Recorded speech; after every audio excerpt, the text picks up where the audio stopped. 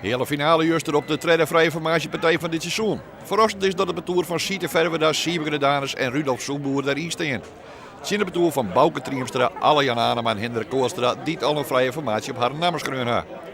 Het stiert 4 om het rijden voor het betoer van Bouke Triemstra en Twageliek. En dan mist Siete Verweda van de Savelste keer de perk, zodat het 4 is. En dan wordt de opslag oornom terug Sieber Danes. En dat doet vertuten. Een zitbal op Hendrik Koostra maakt het 4 gelijk. Op een ijs Sieber Danes, maar dan slaagt hij de bal voor en dan wordt het 6-4.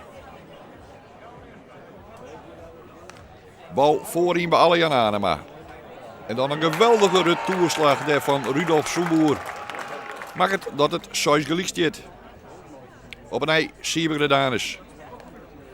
En dan rekent Hendrik Koostra deze bal net goed. Een bal die shit kweer. Is het 4 voor de betoer van Siete Verweda. In het volgende eerst binnen de 2 keertsen en het staat 4 gelijk. Hendrik Koostra met de opslag. En die brengt de bal dan boeten. 6-4. En dan staat de betoer van Bouke Triemstra op het neer. Bouke Triemstra. Sieber Danes. Maar die kent de keerts net voorbij. En dat betekent dat het 6 gelijk is. En dan brengt Bouke Triemstra de laatste bal voor. En dat is dan een blamage van zijn betoer naar de winst op Gert-Anne van der Bos. Dit lijkt het wel heel bot op onderschatting. Nee, dat is sowieso net. Nee, sowieso net onderschatting. Je begint vrij snel weer naar die tweede partij, omdat je een partij extra maakt. Dus je kan eigenlijk net even lekker van me. Dat vind ik zelf wel de nadeel. Alleen nog sowieso geen onderschatting. Want in principe iedereen die zit kan goed keertsen. Alleen het kwam er gewoon net uit. Iedereen staat goed te keertsen. Toen de boeten slagen, ja, je hoort het wel te sissen. De finale betoeren worden nog vastgesteld onder het publiek. Jan Dirk de Groot, Maarten Veenstra en Pier Piersma. Het zijn de verrassing van de dag. Siete Verweda, Sieber Danes en Rudolf Soeboer. Betoer de Groot hier staat nummer op de tweede list. Nou winst op Johan van der Meulen. En op het betoer van Hendrik Talsma. Het is spulgelijk en 6 gelijk. Jan Dirk de Groot. En dan komt er een keerts te lezen, want Jan Dirk de Groot mist deze bal volslijn. En hier moet je het eerst naar je zien betoer te loeken kennen. Siete Verweda op de keerts. Brengt de bal bij Maarten Veenstra en die loopt de bal kreeg in de hoeken. De keerts voorbij en dan is het 3-2. Ja, het weer prachtig waar. En een protte publiek.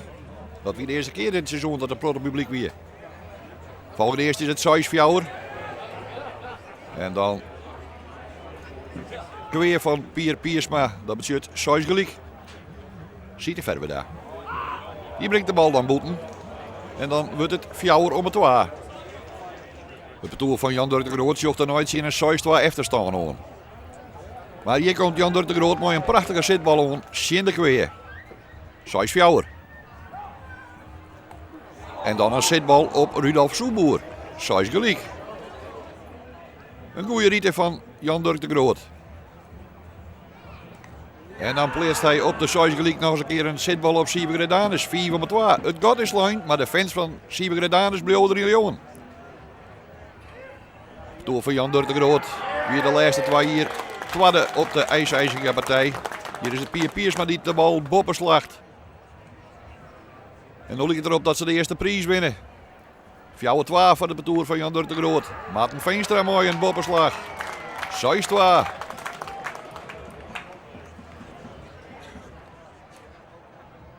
En als Siete Verweda dan de laatste bal voorbrengt. En dat wie dan de 20e perkmeester in deze finale is de winst van de betoer van Jan Dirk de Groot niet. Maar wel van een bedenkelijk niveau. Ja, klaar. Misschien winnen die horen ook wat uitkeert. Die zijn misschien blij dat ze al 2 gaan. En zelf begint iets van als ze beginnen te razen, dan maakt je het zelf moeilijk. Ja, en een beetje te volle druk bij jezelf. Misschien leed dat net goed hier. Maar ja, gelukkig voor hem, daar gaat het dan. Nou, dan moet er even de koning eerst worden, Jan Dirk. Ja, ik doe het net te zeggen. Nee, ik doe het net te zeggen. Ik denk maar. En Maarten Veenstra achter en Maarten Veenstra de koning van de ijzige.